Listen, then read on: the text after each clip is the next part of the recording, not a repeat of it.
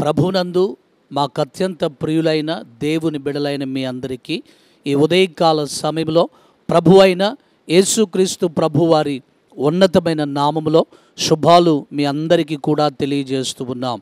ఈరోజు ప్రభువు మనకు అనుగ్రహించు వాగ్దానమును మనము చదువుకుందాం. పరిశుద్ధ బైబిల్ గ్రంథములో నుండి యెషయా గ్రంథము 61వ అధ్యాయము 7వ వచనమును మనము చదువుకుందాం. మీ అవమానమునకు ప్రతిగా రెట్టింపు ఘనత నొందుదురు. ప్రవక్త అయినటువంటి యెషయా ద్వారా ప్రభువు తన ప్రజలైనటువంటి ఇశ్రాయేలీలతో ఈ మాట మాట్లాడుతూ ఉన్నా. దేవుని ప్రజలైనటువంటి ఇశ్రాయేలీలో అనేకమైనటువంటి సందర్భాలలో వారు అన్యరాజుల చేతి క్రింద వారున్నారు. కారణం ఏంటంటే వారు అన్య దేశములకు చెరగొనిపోబడ్డారు.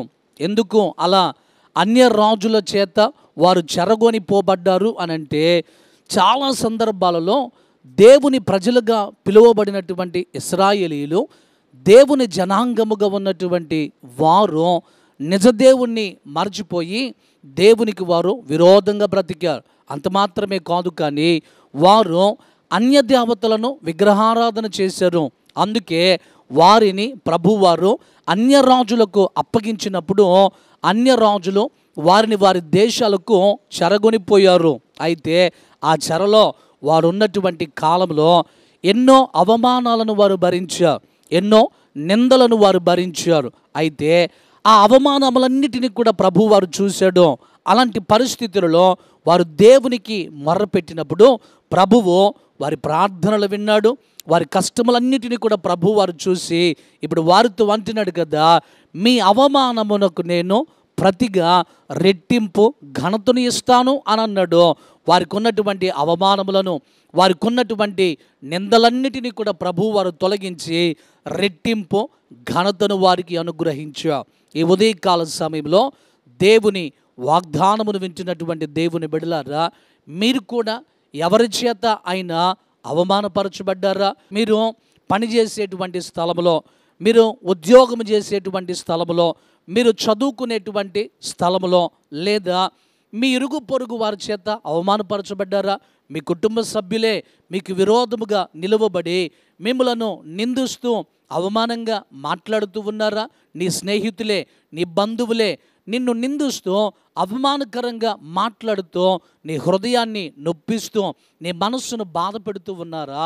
అలాగైతే ఈ రోజున ప్రభువారు నువ్వు ఎదుర్కొంటున్నటువంటి ప్రతి అవమానమును, నీ నిందను ఆయన కొట్టివేసి నీ జీవితంలో ఘనతను ప్రభువారు అనుగ్రహించేటువంటి దేవుడు. అవమానాలను నువ్వు భరిస్తూ ఇక నా జీవితము ఇంతే, ఇలాంటి అవమానములతోనే నేను నా జీవితాన్ని ముగించాలేమో అని ఒకవేళ నువ్వు భయపడుతూ ఉంటే, ఈ రోజున ప్రభువారు తన వాగ్దానము ద్వారా నీతో మాట్లాడుతూ నిన్ను ధైర్యపరుస్తూ ఒక నిరీక్షణ కలిగినటువంటి మాటను తెలియజేస్తూ ఉన్నాడు.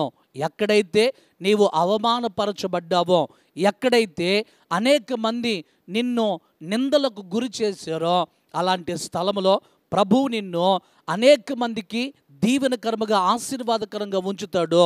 నీ తలను పైకెత్తి నిన్ను ఘనపరిచి ఆయన ఒక ఘనమైనటువంటి ఉన్నతమైనటువంటి స్థానంలో ప్రభు ఉంచుతాడు. కనుక ఈ రోజున నీవు ఎదుర్కొన్నటువంటి ప్రతి అవమానమును ప్రభువారు కొట్టివేసి నీకు రెట్టింపు ఘనతను ప్రభువారు అనుగ్రహించి శ్రేష్టమైనటువంటి దీవెనలతో ప్రభు నిన్ను నింపుతాడు. ఈ రోజున ప్రభువారు అలాంటి శ్రేష్టమైనటువంటి ఘనతను మనందరికీ కూడా అనుగ్రహించి ఈ వాగ్దానమును మనందరి జీవితములలో ప్రభువు స్థిరపరచునుగాక.